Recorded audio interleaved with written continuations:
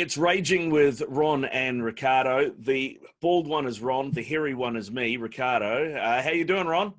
I'm doing great, Riccardo. How are you? Looking good. Good, man. Thanks, brother. Thanks. And yourself? You've been for a polish today, I see. It looks good. Nice and shiny. I think it's actually growing back. Really? Yep. It looks like yeah. No, you can see it there. One or two follicles coming in the front here. So by Friday, I'll be rocking. Keep it massaging, man. Keep it massaging. Is that just? That's the secret, man. You gotta stimulate the follicle. Yeah. This time next week, you'll look like me. Don't worry about it.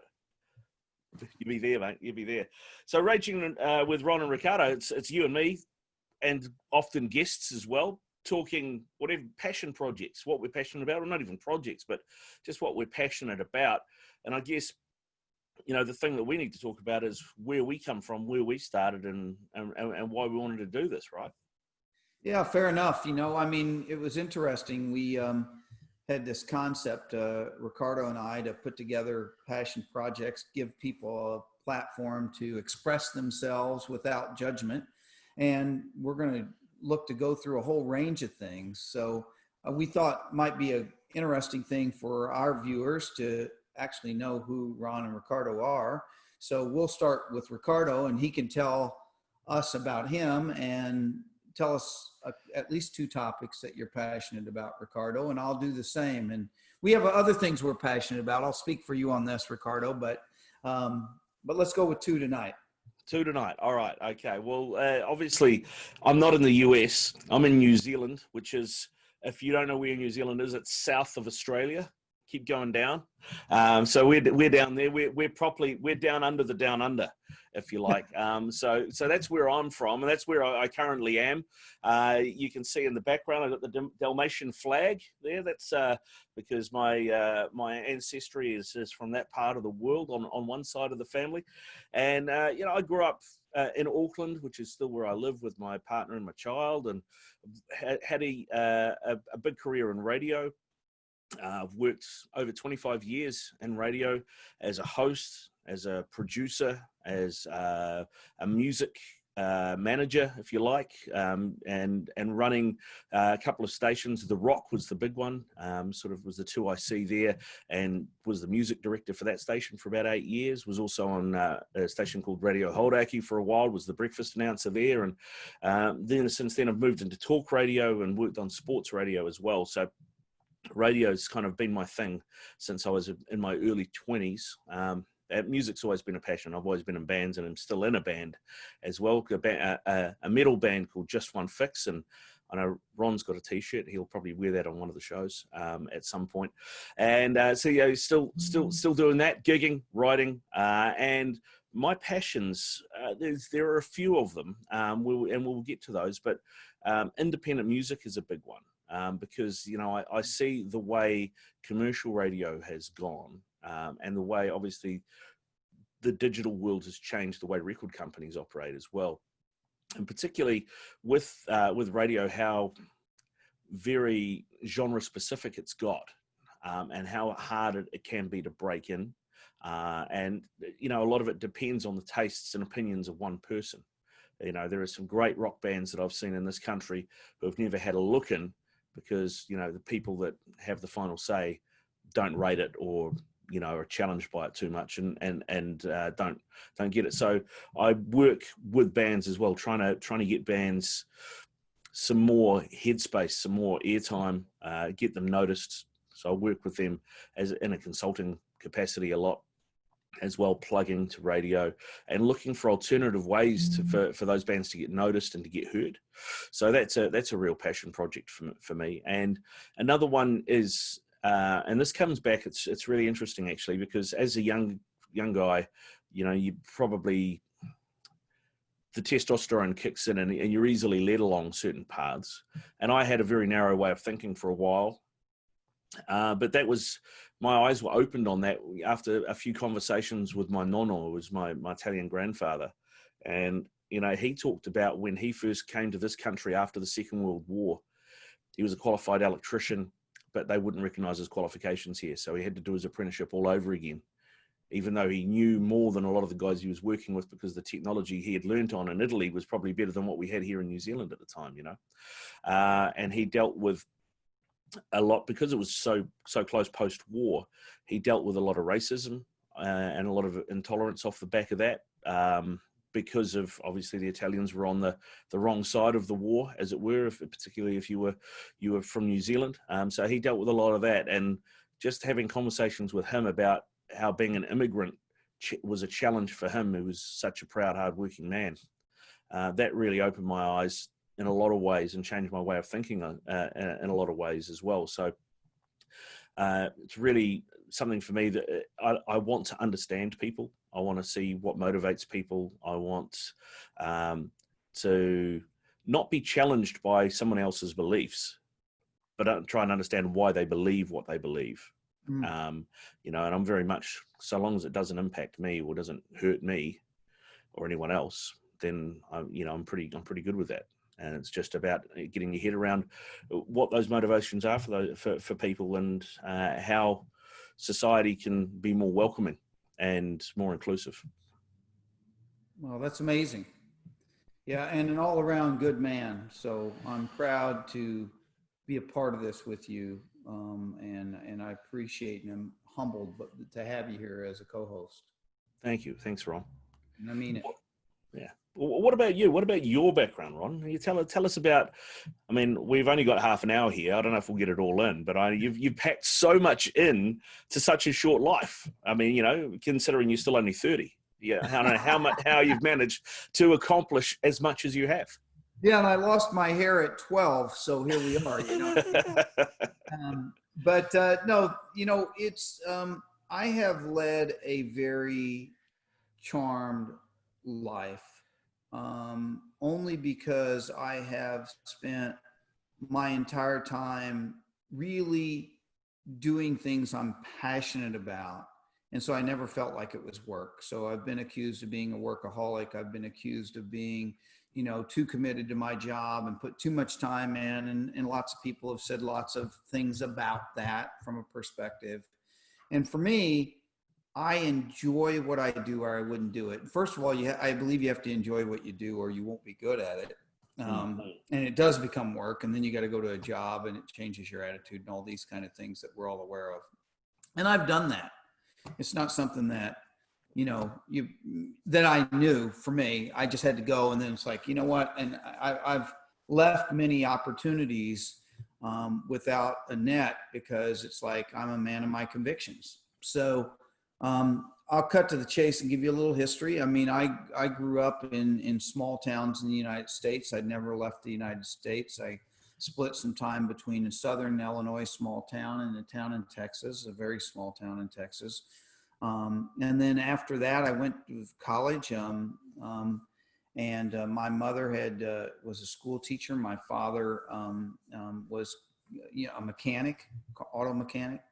So I grew up like that, and then I went to college. It was a big deal. I almost went to the Marine Corps, but I ended up going to college. I graduated college. I know that that's suspect sometimes, but I did graduate. And I went out to look for, you know, to make my way in the world. I wanted to make more out of what I had grown up with and around, and I wanted to have more experiences. And I guess at the end of the day, the best way to say it, Riccardo, is I was infinitely curious, which Albert Einstein had said, right, many times. And I had always admired him for saying that, because I have lived that life the same way. I'm constantly, you know, questioning and asking and thinking. Don't get it wrong. I can be very hard-headed at times. I know you find that hard to believe. But never.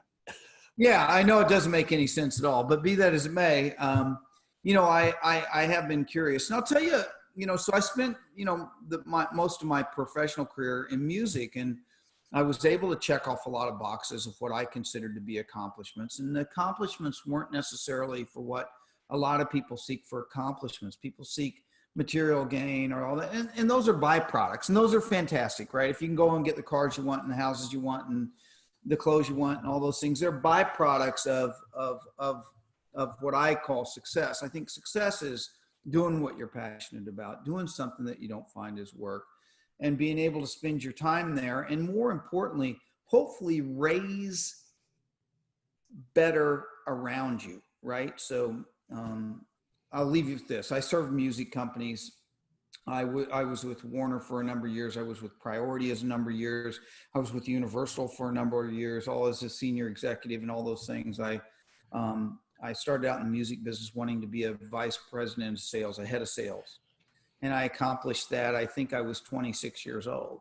So it was like everything from that point forward to me was gravy, right? It's just, that was that infinitely curious part. Like, hey, can I go do this? Can I learn about this? Can I figure out how to do, make bands better? Can I figure out how to work better with bands? Can I figure out how to do deals? Can I understand the legal thing, the finance thing? So I was very blessed to have those opportunities. And I have a lot of people along the journey to thank for giving me the opportunity, because I used to say, and still do, I'm probably the most unlikely person to have sat in a corner office, right? Stylistically and otherwise, I think I'm fairly unique, and it doesn't work for everybody. But be that as it may, I mean, fast forward to today, spending a career in music and being really passionate about helping artists too, and very passionate about that creative process, which is an expression piece. The couple things that it's taken me, a couple of ways it's taken me in the journey now on the path, so to speak, I'm really passionate about faith. I think that people often relate faith to religion. It can be, but it isn't necessarily a religious thing. It's believing in what you can't really see, to use your senses to qualify, right? So that's really important to me. And most important to me now, I think more than anything else, I get a bit frustrated on a day-to-day basis. And I used to be this person, so it's not even that I know it firsthand.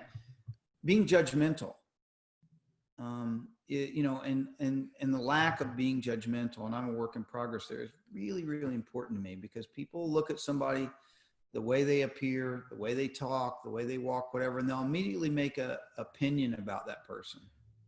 And maybe more topical now than any other time, right? We're judging people based on ethnicity. We're judging people based on health. We go into these things with a very closed mind. And quite frankly, people are really fundamentally all very similar, right? We want to have happiness. We want to, have a good job, a good means, I should say, to provide for our family. We want to have experiences. We want somebody to love us. We want to love somebody else. We want to do all those similar type of things. So I believe, really honestly, the most important thing that we can embark on now is being curious, not being judgmental, allowing ourselves to have experiences when we walk on the path, allowing ourselves to be wrong and stand up and say, it's okay, right? I'm wrong all the time, and I'm okay with being corrected. I'm okay with trying to understand it. If I'm convicted and I have my reasons, I'm probably not coming off of that, and that's okay, right? And I've probably done quite a bit of research and study and thought and prayer for me to find that conviction. But if I'm not, I want to know. I want to know. And by the way, even if I am, I want to know and make sure I'm right in how I walk the life. So if that's an introduction, maybe that gives you a little bit of my passion, a little bit of my thought. It's interesting, actually, the way you said about, you're happy to be wrong. You want to ask questions, and you're happy to find out that what you thought may not be correct. Because that's something I'm working on with my daughter at the moment. She's 7, going on 8. I was going to say going on 8, but it's more like going on 13, to be honest. But for her, she gets frustrated if she gets something wrong, and sometimes it's hard to get her to challenge herself, because she would rather sit in a pocket and do stuff over and over again that she knows, because she knows she nails it and she likes the feeling of being right, versus pushing herself and having those conversations with her and saying, hey, look, Dad gets stuff wrong all the time. You have to try this. It's the only way you learn. If you want to grow, if you want to get smarter, if you want to get better at school, if you want to do all these things, then it's okay to make mistakes. You know, you're doing this stuff here at home with dad. It doesn't matter. It doesn't matter if you make a mistake, but have a go and push yourself and try and stretch your mind. So I'm having those conversations with her at the moment, which she's receptive to a point, but you know what it's like when you're 7, you get to that point where it's just like, shut up and put a movie on for me. Yeah, and you know, they're starting to come into their own too. They're starting to independently think more and more robustly every day, and those kind of things. But you know what's really interesting about what you said, Riccardo, that triggered something is we live inside of here, right? We live inside of here, and we know what our perspective of us are because we know all our thoughts, we know all our intentions, we know all our actions, we know every time we've, you know, cut ourselves shaving or, you know, tripped over the crack in the sidewalk and, you know, oh, I looked stupid doing that and all that. And 90% of the time, nobody else knows any of that stuff. It's kind of like being an artist on stage, and you know, you've done this a million times, right? They come off the stage and they're like, man, I screwed it up in the, you know, the third verse of the, you know, the song. You're like, dude, no one knew you screwed it up but you. Everybody was cheering. They were excited. And you're beating yourself up backstage because you think you got the lyrics wrong. No one knew you got it wrong. They kept grooving. Let it go. Yeah, that's a very good point. Actually, that's happened to me more than once. We've gone, oh man, I messed that up. And then the first person you speak to after the show was like, dude, what a show. It was awesome. And you're like, okay, good.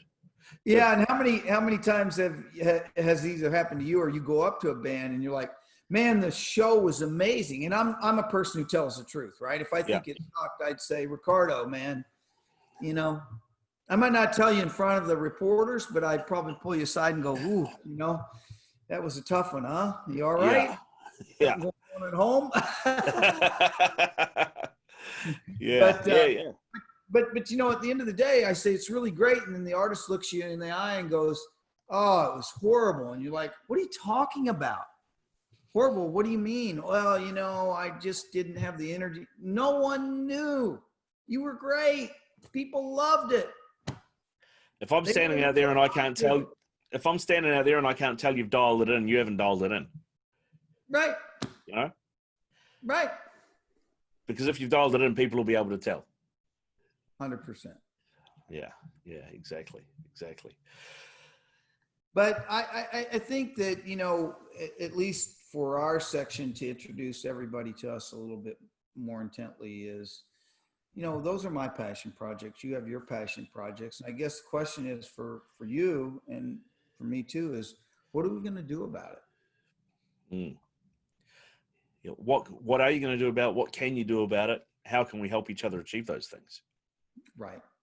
Right. And, you know, we're in the middle of COVID and we're in the middle of a very divided America, which does impact the rest of the world in a significant way. It does.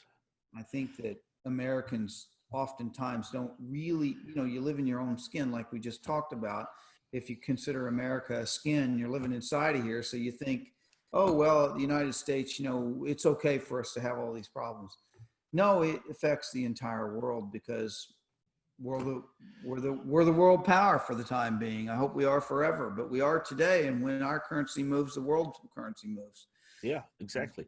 It's interesting. I've got some friends in the States, you know, some friends down in Costa Mesa, actually, who I've had this conversation with before when I was posting something on social media, as you do, that was critical of, and I can't remember who it was or what it was, but it was critical of something that was happening in US foreign policy at the time. Mm-hmm. And they were pretty much like, hey, dude, you know, keep your oar out of our water. This is American politics. It's got nothing to do with you. And I'm like, well, that's where you're wrong, because anything that the US does has a ripple effect, particularly in the West. So whether you're in Australia or you're in the UK or you're in Europe or you're in New Zealand, it's going to have an effect. I was, when I came to see you in New Zealand a little while back, and I was standing in the line to check my passport, right, to come in. The people in front of me said, oh, you're from America. And yeah. And they said, well, what do you think of your leadership over there? And we had a little bit of a chat about it. And they were like, well, they were so overly interested and so concerned that America got stronger, right? And Yep. they were like very vocal about that. Like, you know, we need you to be strong. We need you to have strong leadership. We need you to have strong foreign policy because we depend on it. And, you know, they were very, very aggressive about it. And it was like, you know, I just wish that a large number of people here could understand the impact we have in the rest of the world, because it's a, you know, I used to say this all the time in the corner office, right? Yeah. Is like, I'm in the corner office. Consider me to be a vehicle for, you know, God or higher power, whatever it is you relate to. Consider me to be a vehicle. Now I have a huge responsibility to uphold that office with both integrity, fairness, all those things, right, that come along with that. And it has nothing really to do with me and everything to do about how it impacts everybody else. Because when you move in that corner office, the whole company moves, right? And you got to be very, very cautious. And that's one of the things I'm critical of leaders of, not judgmental, but critical of their, you know, their attention to that kind of detail. When you move things, the whole world, so to speak, your world, the business or whatever, moves with you when you're in leadership. That's a very high calling, and it is not to be taken lightly. And it does not mean that you got the best parking spot at the office that you should be coveted, because it is incredibly, incredibly important that you handle that with really great care, and especially when it comes to power, right? How you wield it, right? Because it can be very malicious. Yeah. And it can be very self-serving. And I know firsthand it can get you very intoxicated. What do they say? Absolute power corrupts absolutely. Without a question. So you have to kind of get, at least, you know, veering away a little bit, but still staying with the subject at hand. You have to be really, really considerate with your words. I think they have a lot of power, and I think you have to be really, really, really, really thoughtful about your actions. And I think that brings us to a point at the moment with the current leadership that you were obviously alluding to. That's why people say it's unbecoming of the Oval Office, some of the things that have been coming out of the Oval Office in the last 3 years. Yeah, I agree with you. And, you know, I have stayed away from politics and religion and social media, but I do have an opinion and I do have a conviction on both. I've just stayed out of it because it seems like everyone has an opinion, and it's simply that, right? Yeah. But I will tell you my real heartfelt feeling, and I've said this a million times. I believe the office should be respected first by the person that sits in it. It starts there. And then more, you know, then it needs to be respected by those people that that office serves. And somewhere in our journey, the wheels have come off of that. And, you know, we say the craziest things at times, and we have the utmost lack of respect for the office. And it's not just with President Trump. It goes before that, you know, where people are just very disrespectful. And I guess that all changed with the introduction of everyone having a microphone, right? Including you and me, which we probably shouldn't have one either. But, you know, somebody thought it was a good idea. He'll go unnamed, but thought it was a good idea to give us a microphone. So, you know. Well, yeah, you know, you say that it's interesting because, you know, the respect of the office, you know, in the past, I've been critical of things that have happened there. You know, some of the things that George W. Bush, for example, did, right? Or Bill Clinton did, for that matter. Because I'm not party aligned in this part of the world. Right. But it wasn't until you got this presidency that you look back and went, wow, what a great job George W. Bush did as president. You know, part of that, Riccardo, though, is think about it like this. And I said this too before, and it's some food for thought for everybody watching. We pay the guy $400,000, the guy or gal, we pay him $400,000 a year. All right. For the rest of his life and his children's life, or her life and her children's life, you have to have Secret Service detail because everyone in the world wants to kill you. Literally. You know what I mean? And so let's start there. We're not going to get the most qualified candidates in that office because you have to be quite narcissistic to even consider it, right? I mean, it's a must. I mean, I think you have to be somewhat narcissistic to be successful at business, quite frankly. I'll always say that. I think I certainly was and certainly am to a degree. I think that great leaders, not that I'm a great leader, but great leaders in general, that's one of the qualities. It doesn't have to be malicious. That's a different term. But we've now got ourselves in a situation where no one in the right position would take that office, because they can go out in the public sector and do far better financially and without the aggravation and all those other things that come with that office, that I don't believe in my lifetime we'll ever have qualified persons serving in that office. I think we'll have persons serving there, and I think they're intelligent, and I think they're, much more capable than I am or a lot of other people out there to ever consider something like that. Not that, but it's like watching a rugby match. I'll go to New Zealand for a minute, and saying, well, why did he do that? I wouldn't have done that. Well, when you're on the field, it's different. That's true. Everything. You don't see it like you do when you're sitting up high looking down on the game. Things are very different. It's very fast, and there's a lot of decisions that have to be made without a lot of consideration. And that's the other thing I think that the world doesn't understand with leadership is sometimes you don't have time to do any, thoughtful research or whatever. You have to be just good at what you do. I mean, it'd be interesting to talk about your time at Priority Records at some point as well. And some of the artists that you signed, I mean, just from a point of view of how do you couch it personally with yourself? I mean, you said you're a man of faith. You're obviously, you got from what I pick up, you're a Republican, probably not a Trump fan, but a Republican, and you're evangelical Christian, and you're a businessman.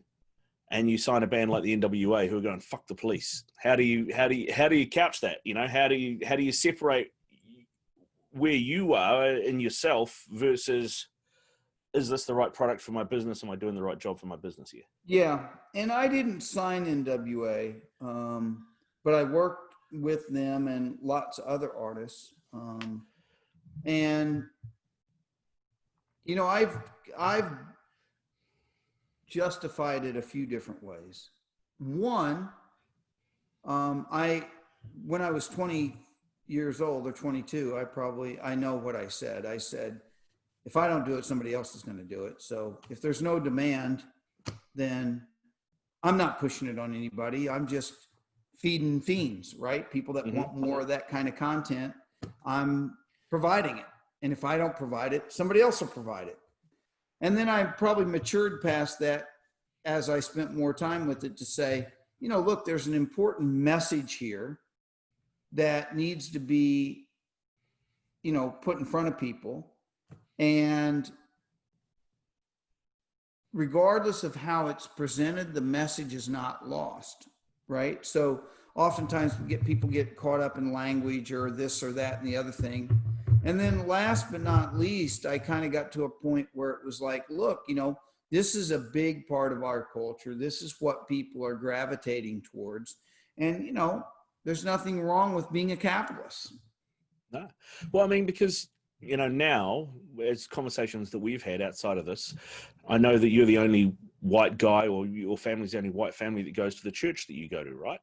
Yeah. Well, it's only me. My family doesn't go with me. Right. Okay. So you're the only white guy that goes to the church that you go to, right? Yeah.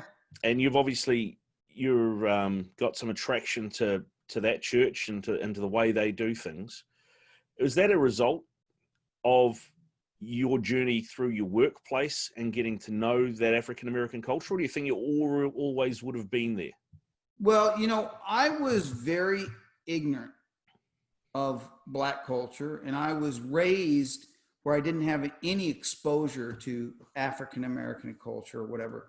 And that breeds prejudiceness, right? Ignorance. Mm-hmm. So was I prejudiced? Yeah, probably was when I was young and ignorant. And as I worked inside of that community, and I really was forced, I really didn't choose, I was really forced to be intimately involved in that journey. It really opened my eyes, and I'm very thankful for it. It opened my eyes to a whole bunch of stuff. But fast forward to today, and it made me appreciate that people are people.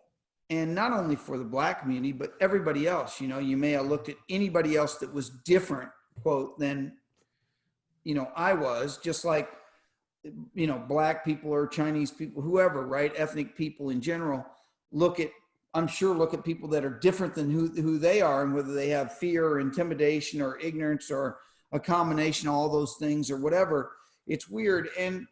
But I have not sought it out since then, because I feel like it doesn't matter to me. I'm so over the labels that people put on people. Society still forces us once in a while to say that. And I'm a little bit old school, so I occasionally go back to old ways of expressing myself, not necessarily my perspective. Cut to the chase, the reason that I have found comfort in Black churches was not necessarily by design. It was that I was guided there. Let's start there. And I believe very much in that.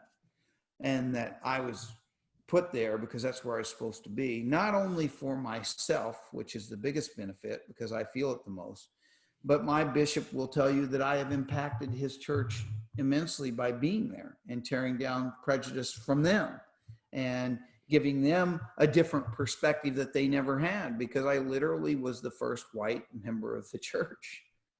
I think, according to everything I can gather, I mean, I can tell you there's a couple more white people there now, but when I was going there for a while, there was none. I think one of the things that's most interesting about it is when people have been,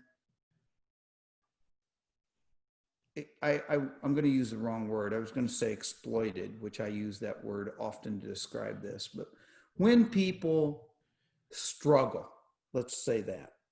And that struggle can be social, economic, you know, health. It can be a whole bunch of different things.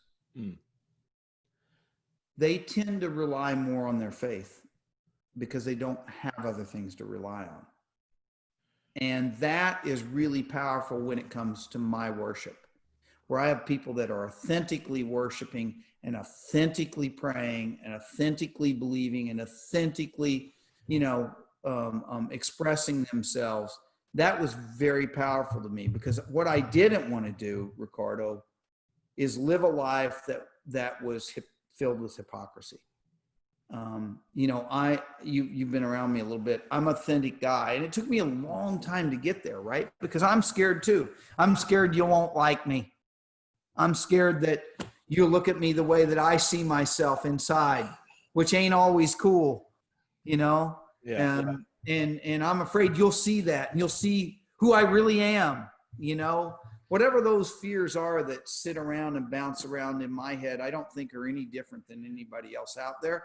I think I've just spent a long time trying to figure them out because they scared the shit out of me.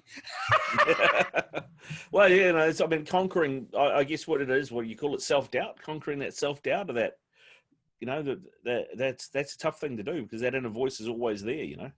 Yeah. And, you know, fear is a big part of it. The other thing too, Riccardo, and I won't speak for anybody else, but if you agree with this, you can say yes.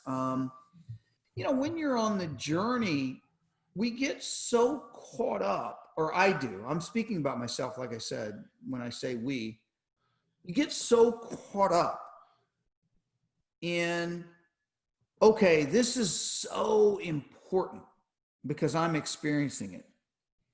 And in the whole scheme of things, it's not about us at all. Sometimes your experience is to lift your brother or your sister up over here. Sometimes it's for that person to see you in that position so that they can aspire to live their purpose. Sometimes it's just your journey, and you know what? It didn't go very good that time. Whatever it is, right? Whatever that is, the lessons and the visibility that you present to other people is so much more important than what it does in here. And it's so hard to get out of in here and get out there. And I struggle with it every day. Insecurity, self-doubt, self-hatred, lack of forgiveness, all those things that pile up inside that goes, oh, you know, I'm not that great of a person. And I still get up like that in the morning sometimes. I have to slap myself around and go, man, you got to go out there and be who you're going to be. You got to go out there and try and do your very best. You're going to screw up. You're going to fall down. You're going to have to get up. But that's been the thing that I'm working so intent to impress upon the people around me now that I have a bit of experience under my belt, which I never thought I would end up being, you know, experienced. I always thought I'd be a kid. Yeah. And I'm hoping that can impress somebody enough so that they can be more secure with their journey. That's all. It's interesting you say that in the way you said it too, about that when you're experiencing something, it's the most important thing that's happening, right? Because it's so intense for you personally, right? Now, there's jokes out there about people who have become vegans, or people that are what's the other thing? That gym thing that people do where they go to pump classes left, right, and center, and they do that. Is it? Yeah, me too. But you will always know when somebody has become a vegan because they will tell you, and you will always know when somebody is doing whatever this fad is because they will tell you. And, you know, for a lot of people too, it was the same with born again Christians, right? And I relate this to my growing up because my mother, and I love my mother dearly and have a great relationship with her, but in my teenage years, she was brought up Catholic, and she went away from the Catholic Church for a while. And then she kind of felt like she was missing something. So she went back, and then she started reading and she started thinking and everything. And she decided to recant her Catholicism because she believed that Catholicism was idolatry and actually went against the word of God. So she became non-denominational. So she goes to Baptist churches or Methodist churches, or, you know, she's been involved in evangelical churches before, stuff like that. But it was so intense to her that as I was a teenager, and probably as my sister, who's a few years younger than me, we got it shoved down our throats that this is everything and this is what you need to do and this is da-da-da. As a result of that, I kind of completely went the other way. But it's just interesting the way that you said that you've obviously, because you've been on that journey and that you've had that self-discovery of like, well, hell, this felt really good and I felt that this was the most important thing in the world. But if I tell you that, it could be off-putting, or if I tell you that, how do you relate to it? Yeah, and I think the other thing is too that people, and again, I say people, I want to focus kind of on me because I'm, you know, I don't want anybody to think that I know their journey. I don't. There's no way you can, right? But here's the deal, right? At the end of the day, when you talk about religion, and I've done both. I was raised up in a very religious atmosphere. I went away from religion. I thought it was full of hypocrisy and evil and all these things. And I didn't go to church, and I didn't stop believing. I've always believed in God, right? And then I for a period of time, I went and you know, as a young kid, I preached to people and read the Bible to them and tried to convert them, because in traditional Christianity, you're supposed to go out and make disciples of other people. And you know, to this day, Riccardo, what I've learned from all that, at least for me, is that that's all good and fine. But you know what the best testimony is? If you live it. And if you can look at me, or I can look at you and see love and compassion, doesn't mean weakness, doesn't mean we're not rough and tumble, whatever those things we're born with, right? Yeah, but if you can look at love, and if I see you struggling, and I give unconditional acts of kindness out every day, which is a big part, I think you raise humanity. I think and I think that's our goal here.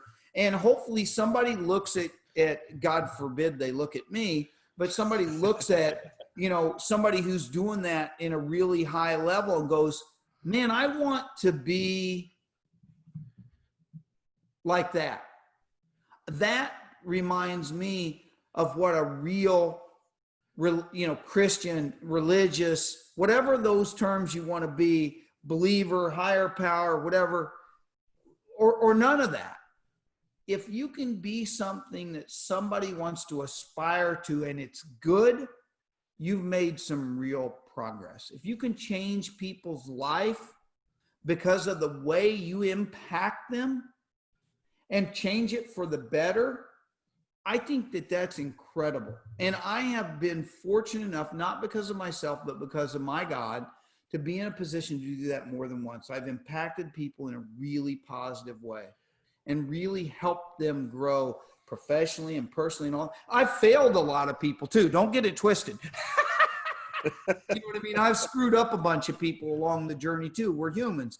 But at the core, that's really, really powerful stuff, because I used to think, let me say it this, Riccardo. I used to think if you do something, right, it's only about what it does to me, like we kind of just talked about.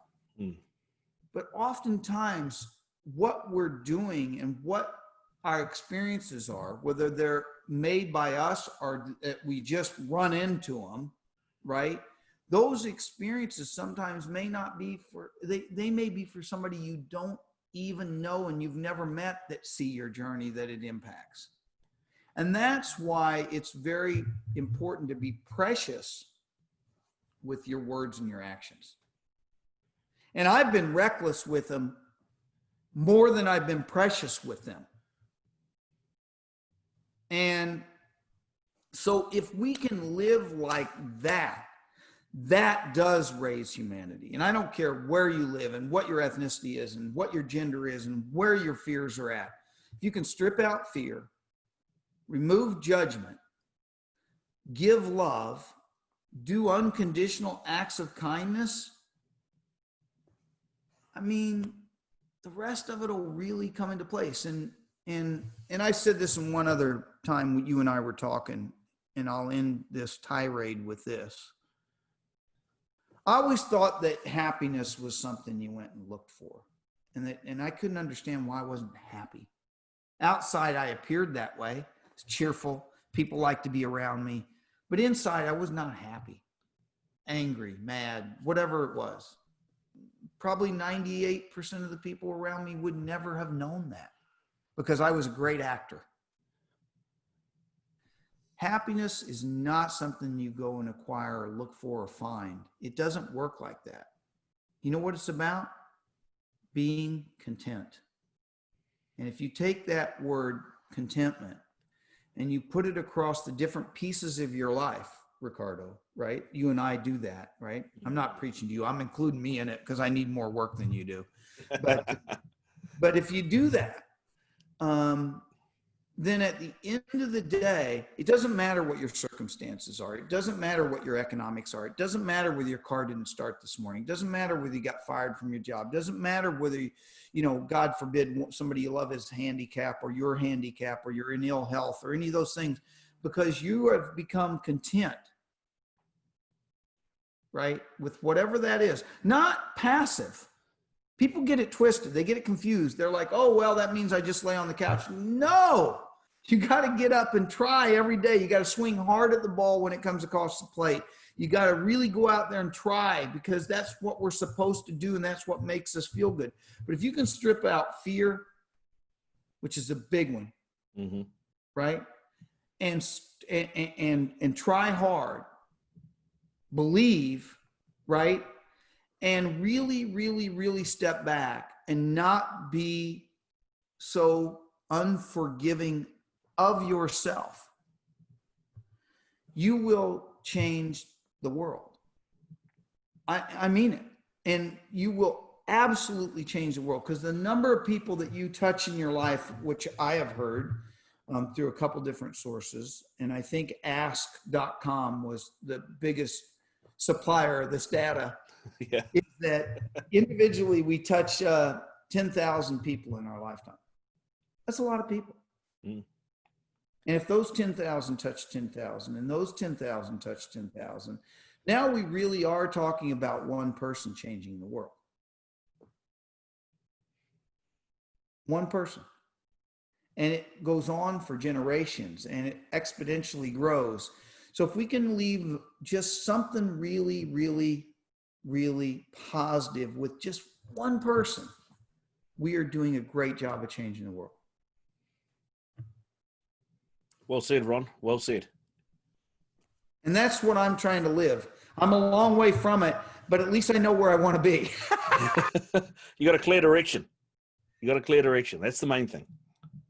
And you know, the other thing I'll say to you too, Riccardo, because this was important. I'm glad you brought it out in me tonight, because it's something that I did want to get to in this podcast.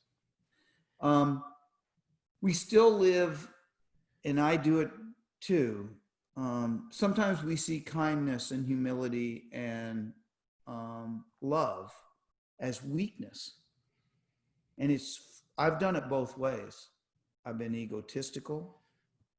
I've been strong. I've been somewhat hateful at times. I've been very brash at times. I've been all those things. I'm not a liar, and I'm not I don't like that. And I'm not someone who would intentionally harm somebody. I've harmed people, but not intentionally.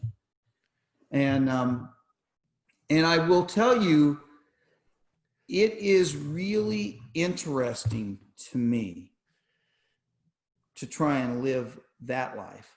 And we still look at that as weakness, and we still look at that as somebody we don't want to mimic because it's not strong enough. It's far much more difficult to live humble, kind, and loving than it is the other way. Because the other way builds up some walls, doesn't make you so vulnerable. You know, and you can protect yourself. When you start living the other way, you're all out there, buddy. You're raw. So, you know, when they come at you, you know, you don't have a big wall. You know, they're coming right into the core. Yeah. Yeah, that's a good way of putting it. A really good way of putting it. And you're right. There's no weakness in that. It's hard. Yeah. It's tough. It's tough. I think it's even, you know, I'll even go here. I think it's even much more difficult for men, because we are, you know, conditioned by society and tradition and time to be alpha males and hunters and, you know, protectors and warriors and all those things. Right. That testosterone does amazing things when two men get in the room and they're trying to, you know, jockey for the alpha position. You know, people get killed over that. Right. And that's pretty powerful stuff. So, you know, I think, you know, I've never been a woman, so I don't know exactly how it is, but I would venture to say that it's harder for men to be vulnerable like that than, you know, it's much more natural for a woman to be vulnerable with love and tenderness and, you know, caringness and all those things. We're like, You put that down to like the nurturing nature, the motherhood instinct. I think so. So what do you think about all that tirade? Well, no, I think you're right. I mean, I think, you know, I find that in my life, the people that I'm working with, you know, the people that I work through the trust with, for example, or some of the kids I work through there, or other people that come to me for advice on things, you know, there's a guy who I don't really know. He's a friend of a friend who set up an online New Zealand heavy metal radio station. And, you know, he's done really good work, you know, considering he's not from the business. He's just kind of taught himself. And I was on with him the other day and I said, I hear you doing this. And he was like, yeah, I'm doing this, but I don't have this, or this. And I don't know what to do about here. And I went, I will send you all of that. And I can send you this. And why don't you think about doing that? And if you go here, you can find this. And, you know, because it's such a small community here, and because I've got a radio show here too, a metal radio show, which is just like 1 hour a week, but I'm syndicating it around. A whole bunch of people are taking it now. That he was like, there's very much this protective kind of thing that you protect what's yours, you hold on to it.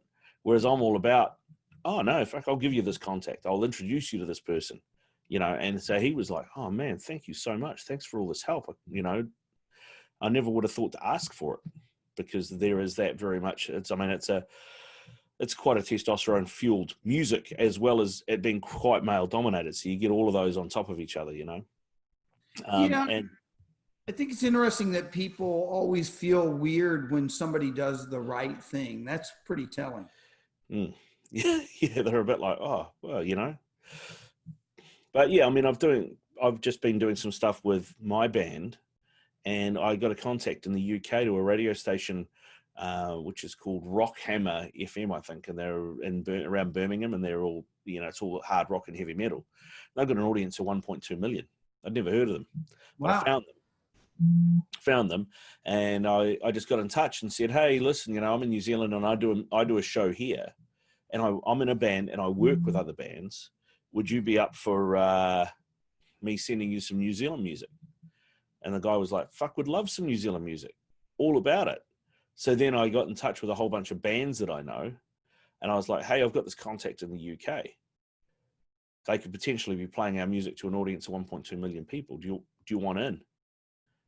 And they were all like, oh yeah, what's that going to cost? And I was like, no, nothing. I'm just send me the stuff and I'll send it across.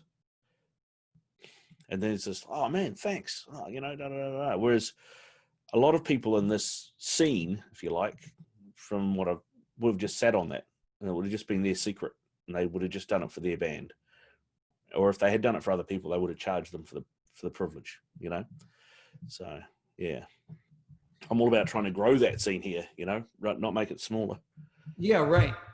Yeah, I just think it's always interesting, like you just described again, though, that by you doing what is the right thing, that people are astounded by that. Yeah.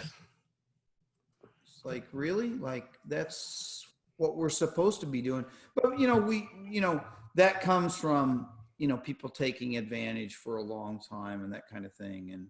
And oftentimes those, situations where people are taking advantage or whatever is because they've been taken advantage of, and it perpetuates itself into a snowball effect, right? Yeah. And somebody's got to step in and stop it at some point and go like, wait a minute, you don't have to do it like that. We can change this, right? Let's just, I don't expect you to give away your ability to make a living and feed your family properly. I wouldn't want you to do that. I'll pay you so that you can feed your family for services. That's important. Yeah. But and your experience means something, right? I mean, all the experiences you've had with the band and radio stations and your presentation as a true voice and all those things. Those are things that's your clout, that's your collateral, that's the things that are valuable that you've worked hard to establish. Yeah. Yeah. Pay you for that. Exactly. Well, there is a little bit, not that I think about it this way, but when you reflect on it, you go, well, it's not bad PR for me either, to be doing good things for people and not asking for something in return. Fair enough. And I think that's honorable. And I think that's right. I think, as long as you're okay. And, there are times in all of our journeys that we're okay. And sometimes we're not. Yeah, totally. Well, it was like what Wendy was talking about, about the services for artists that have got a little bit of a budget versus services for artists that don't have a budget. Right. We're such a small market down here that hardly anyone's got a budget, Right. Right. So what is it? 5 million people? How many people are there? Yeah, 5 million. Yeah. Yeah. So a team of 5 million, and it's becoming more and more insular, obviously, with the whole COVID thing. So, we got to look inward rather than outward. Yeah. And you look, that's the key, I think, in New Zealand too, is that's the hardest thing. It's a fairly isolated country. It's not close to a whole lot of stuff. No. So it requires it to travel. The beauty of it is that it can travel to Australia fairly easily. Yeah. And Australia is very closely aligned traditionally and otherwise, and so is New Zealand. But if you think about it on a more well-known scale with America, right? Is a lot of music translates, and a lot of the music is culture is very similar. It's quite a funny thing because New Zealand, the difference between New Zealand and Australia is Australia probably, as a generalization, are probably a bit more outgoing and a bit more chest thumpy. New Zealand tend to be a bit more laid back and a bit more, I don't know, cautious is the right word, but a bit more traditional, a bit more conservative. maybe closed. Yeah, but you know, like that's the thing that, like, you know, my dad's generation will say things about Australia in a negative way. They just want to be America. They just want to be Americans. Oh, look what they're doing. They're just trying to be Americans. What are they up to? Yeah. You know, yeah. Yeah, and I get it because again, I've always, you know, working on a global scale and looking at marketing ex-US, I was always looked at Australia as one of those things that was the easiest kind of, translation is to go there. You know, the UK too, but Australia always was, closely aligned musically. Yeah. Well, Australia kind of had a bit more of that Wild West kind of feel about it too, you know. There's a big penal Bush out. colony. Yeah, well, exactly, you know. And, you know, I don't know if do you know who Jimmy Barnes is?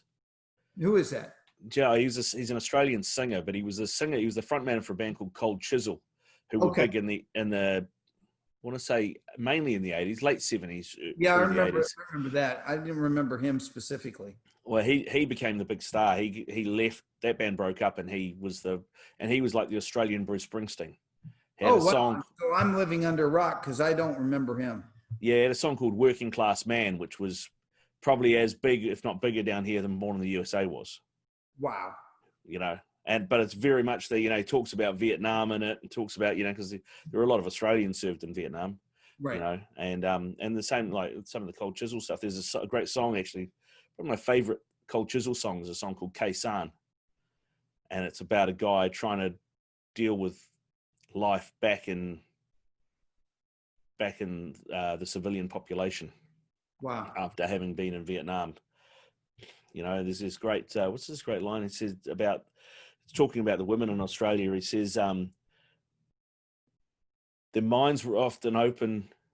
No, is it? Oh, their legs were often open, but their minds were always closed, and their hearts were held in vast suburban chains. Whoa. You Whoa. know, and and he goes, yeah, it talks about, yeah. I'll send you a couple of links. Check out. Do it. Yeah, I'd Yeah, love to check it out. yeah, yeah. No, That'd be he's good, awesome. man. Yeah, he was a big artist. Well, he still is a big artist down here, So yeah, Cultures were a fucking great band, really great band. The main songwriter was the keyboard player, a guy called Don Walker, Okay. and he ended up doing a couple of albums with a guy called Tex Perkins, and Tex Uh-huh. Perkins was in another Australian band called the Beasts of Bourbon and the Cruel Sea, and he's since gone on and does a Johnny Cash show now. He does like a Johnny Cash tribute show. Tex Perkins, he's got a great voice, and he does all that sort of stuff. But they did an album together called Sad But True, and with another guy, another guitar player, and it was all really stripped back. So it was harmonica and piano and acoustic guitars and things. So there's a great song on that called Postcards from Elvis, Oh, wow. which is, he goes, I got a postcard from Elvis, postmark Guam. And he talks about how, that's where he's disappeared to. And there's another one about John F. Kennedy and Norma Jean, and how they're living in the outback Australia, and he's working under the hood of the Monaro, which is like one of the General Motors cars out there, and blah blah blah. So he's got all those kind of stories, which are pretty cool too. I believe the Elvis one, the John F. Kennedy one, I don't. I believe Yeah. Elvis very much alive, but John F. Kennedy seemed a little too real. Actually, my aunt was at the hospital in Dallas when they brought him in. Oh, really? She was an ER nurse there, yeah. Yeah. Now, you said that you lived in Texas part of your life growing up. Whereabouts in Texas was that? A little place called Jewett, Texas, so less than 500 people. Wow, a proper little place. Yeah, All my Texas geography comes from listening to Waylon Jennings, Willie Nelson, and David Allan Coe. That's, by the way, that's good references right there.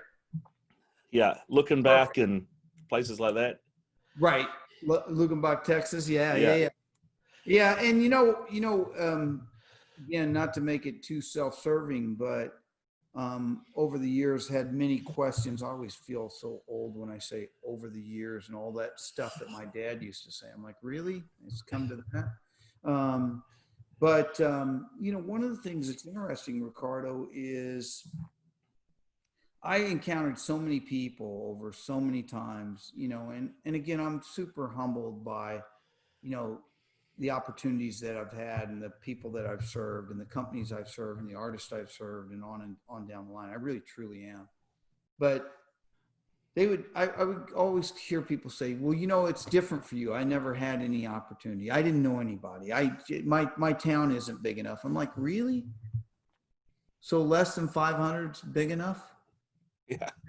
I mean, really? So that's your excuse for not going and living your passion. That's your excuse for not making the sacrifice. That's your excuse for not going out there and making your purpose the reality that it's supposed to be. Really? That's what you're going to lean back on and look back 50 years from now and go, I shoulda, coulda, woulda, because I didn't grow up in a certain geographical location. You know what I call bullshit?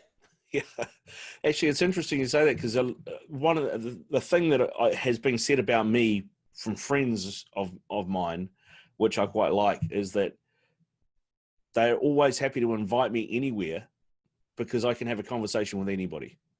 Mm. And and that's the skill. It's not, that's how you build relationships, is being able to have those conversations. You're not going to know everybody off the bat. You have to build relationships. Well, and you're an authentic guy, and again, that's part of the core of what we do here is authenticity, right? And when you're authentic, people relate to that. I don't care how many walls they have built up and how many, growing up as a salesperson, one of the things, and nobody taught me how to do this. I mean, it's something you had to, if you wanted to be good at it, you had to go figure it out.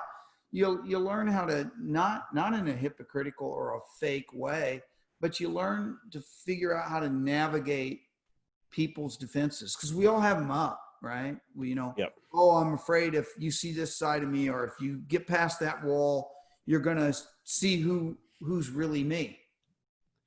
See who's really home. Right? Yeah. Right. It's kind of like, the Outlaws and Green Grass and High Ties. They're like, will you let me see who's really you, And it's like, okay, that's a big, deep statement, because that's why we build walls, because we're afraid that makes us vulnerable, and afraid that gives you access that you may not like what I know, right? Like we talked before, right? You see what you see coming from the outside. I see everything in here. And gosh, if he gets too close to me, he's not going to like me, because I don't like me, right? Yeah.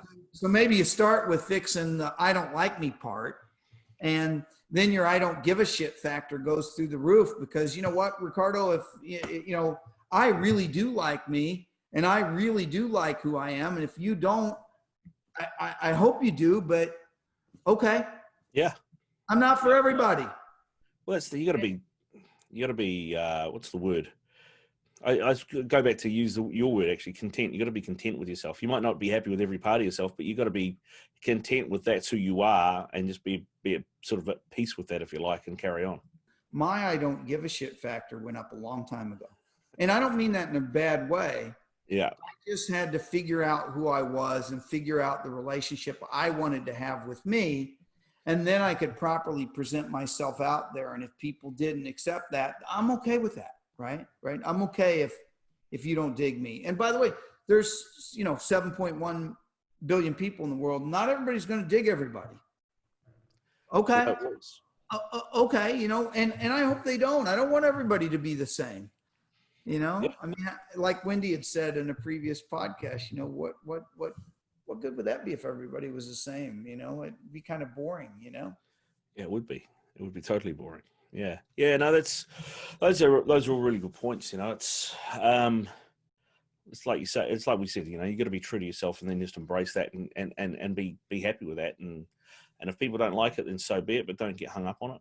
And just be as real as you can be, when you're young and you're pursuing love, and I mean, you pursue love when you're mature too, but let's say, your first girlfriend, your first boyfriend, and all that, you're worried about whether or not they're going to like you. And you know what?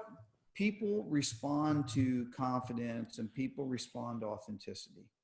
If you can do those two things, and again, that doesn't mean arrogant, doesn't mean mean.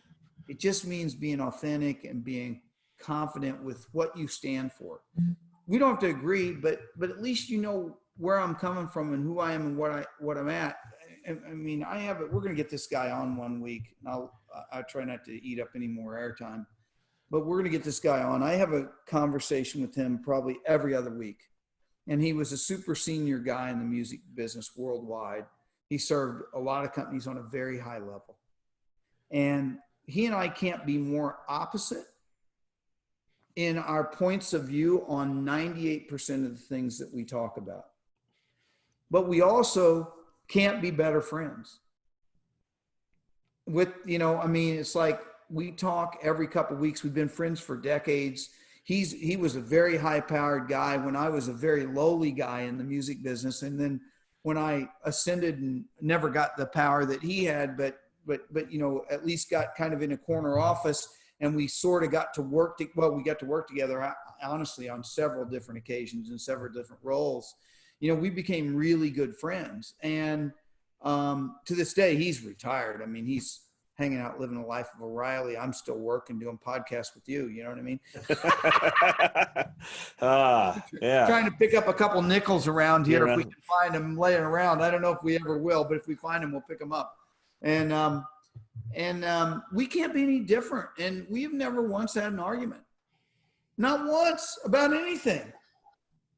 And we have completely 180 degree different points of view on 98%. He's still sitting in his house with a mask on. I've never put a mask on. I've been living a normal life since COVID hit. He thinks I'm insane. He thinks I'm going to die tomorrow afternoon. And I told him if I do, I'm okay with that. I don't want to, but I'm not staying in the house, man. Life is out there. So I'm going out and you can stay in. And he's locked up with a mask on right now. He's mortified. Yeah. That's just one example. He called me, you still running around trying to get COVID? I said, yeah. Are you still inside trying not to get it? Well, that's the thing, though. You know, it's something else that we talked about on previous pods as well, is that open lines of communication and being willing to take someone else's point of view and not always have to be right and not always have to know your colors to a wall and stand by them hard and fast. You know, you can always learn something new. Yeah, and that's one of the things that Nicole and I were talking about that really got her excited, you know, and kind of reconnected her and I. We hadn't been in touch for some time because she was passionate about that because, you know, and I'll let her speak for herself. But one of the things we talked about was getting an ear from other people, you know, that just shut you off when you don't line up with them. And it's like, guys, when did we all have to be the same? I don't get it. Like, it's okay. And by the way, you can actually live with people that are not the same. And you can actually be in love with people that are not the same. And you can actually, you know, have a really great life with people that you have different points of view. And hopefully you have healthy discussions, not destructive discussions about the things and you learn something, right? I know that, you know, spiritually we're on, you know, quite different places, you and I.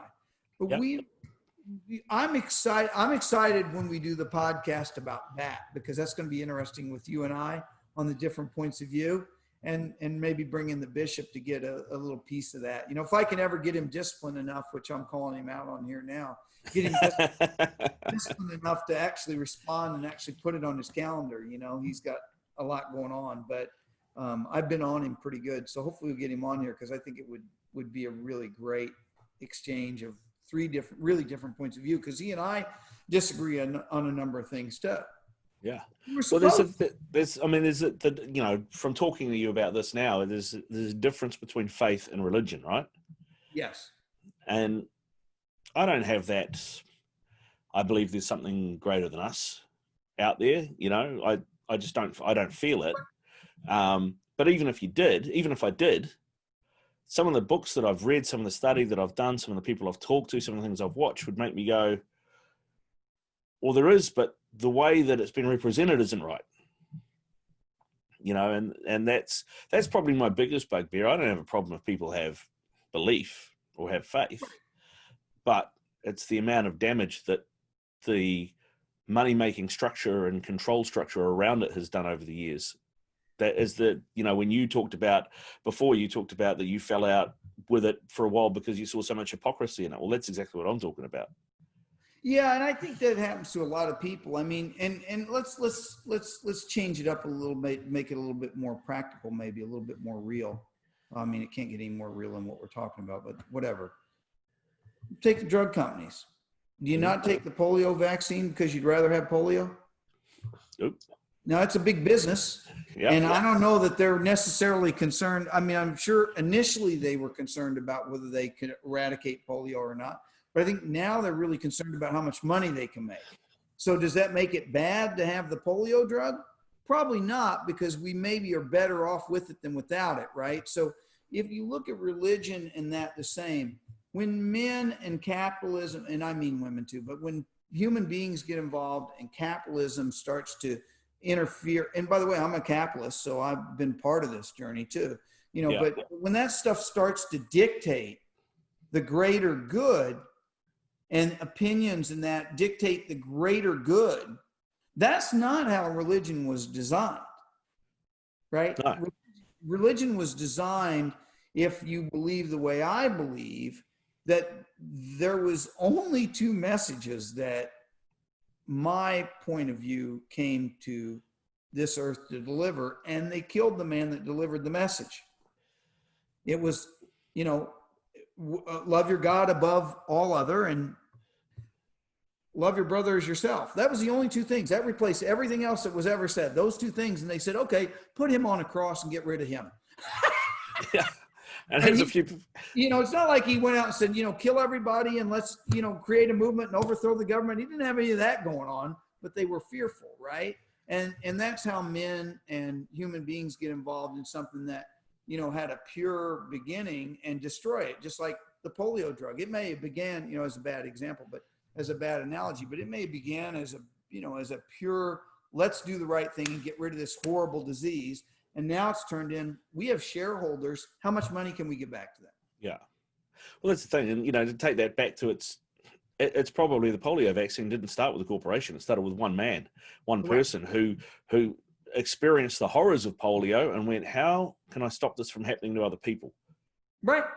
I mean, think about some of the greatest, I mean, look at some of the most of the geniuses across the globe for all time were never, ever, ever, ever, ever given a single ounce of credit. They were exploited and made fun of and killed and all those things. You know, to go through the list of any of them. Einstein, you know, they thought he was a blundering idiot. Really. They thought he was completely crazy. Picasso, you know, Michelangelo. Go through it. Beethoven. These people were lunatics, right? That, you know, artists today that play guitar in front of people were the same people that a bunch of people put the tack on their chair in high school. Yeah. And made fun of. And in the meantime, they were in their bedroom figuring out how to play the guitar better than anybody else on the planet. Well, Jeff, you know, you take Beck. that, yeah, you take that back too, you know, look at, you read the story of Tesla and Edison, you know, I mean, Edison was a great capitalist. I don't know if he was a great inventor, but he stole some great ideas, you know, and made a lot of money out of them.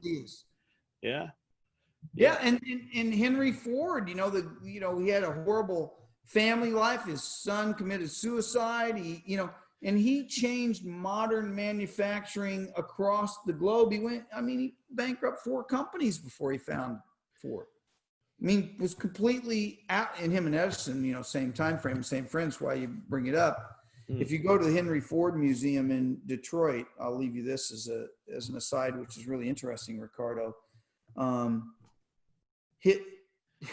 They have Thomas Edison's last breath in a test tube sealed with paraffin as you walk in the museum, because he and Henry Ford were really close friends, and they were thoughtful enough when Edison was dying to put a test tube in front of him and capture his last breath. Okay. It seems a weird thing. That's almost like putting the saint's bones under the altar, isn't it? It's a bit like that. But when you're dealing with that kind of, you know, genius, right? They're thinking a whole different level of stuff. And oftentimes it's not to destroy anything or whatever. They're just so different than everybody else out there, right? That they're rejected in society and lonely and lots of suicide. I mean, you know, look at Hemingway. I mean, You start going through some iconic people, Kurt Cobain, you go down this list of people that were geniuses, and they were really, genius and insanity hold hands really, really tight. Yeah.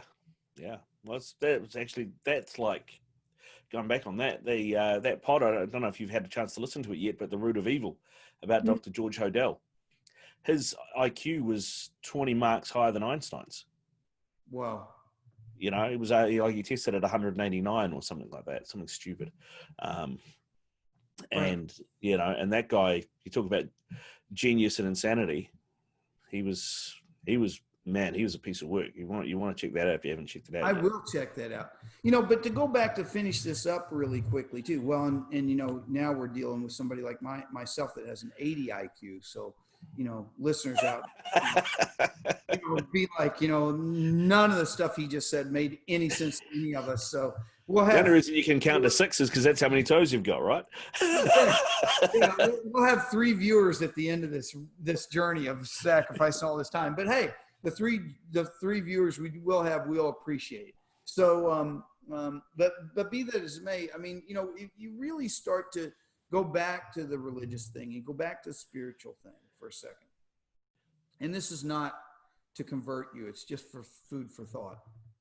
If you take out all that stuff that human beings do to screw up good things, and we do it every minute of every day in management of people, in management of money, in management of companies, in management of institutions, in management of charities, in management of politics, in management of children, in management of education. The list goes on. When we get involved in things, especially without some root in spirituality and some root in my humble opinion, of something to guide us besides just our own devices, right? Even if it's energy out there and stuff. Of course, I'm religious. I'm always going to go there, and I'm spiritual. I'm always going to go there because I live my life like that. But I'm objective. So whatever it is that gets you there to think on a higher plane, once we take men and women, human beings, out of the mix, things in their very pure form are okay. They're actually pretty good. We just tend to manipulate them so that we can get our own selfish agenda out in front of the world instead of letting it be okay. And we can't leave well enough alone because we're busybodies as human beings, and we're always active. So we take something that's really great and really pure, and we play with it all the time until it doesn't look like anything that it was when it first started out. And then we go, here, isn't this better? No, it's not actually. It's actually screwed up now. Yeah. So if you look at religion like that, it's been battered around over centuries by a bunch of people. There's all kinds of history and where, women were really important in the church, and they've been stripped out because men were afraid at that time. Because again, I'm going to go out on a limb here, and I may never admit this again, but women are typically smarter than us. They're typically, more intelligent and all those things. And it scared the people in power, the men, and they were like, you know what, let's, just like we've done to people for decades, let's exploit them. Let's push them out, disempower them over here. Let's write a couple things that say, you guys should be quiet, stay in the corner, okay? And we'll take care of this so that we can maintain control. Okay, great. They're out of the way. We still have our control. Now we can make this be what we want so that we can control the masses. And that stuff is what happens anytime light and darkness collide, right? Light, darkness. It gets all muddled, and there gets some gray area in there where it's like, well, no, that doesn't look anything like it was intended to look. So whatever that's worth. It's a well-made point, Ron. It's a well-made point. So we'll see where we end up. I have faith, Riccardo. I believe we're going to be okay. That's good. That's good, man. That's good. I think we'll get through it. I think history's shown that we'll get through it. Absolutely. Yeah.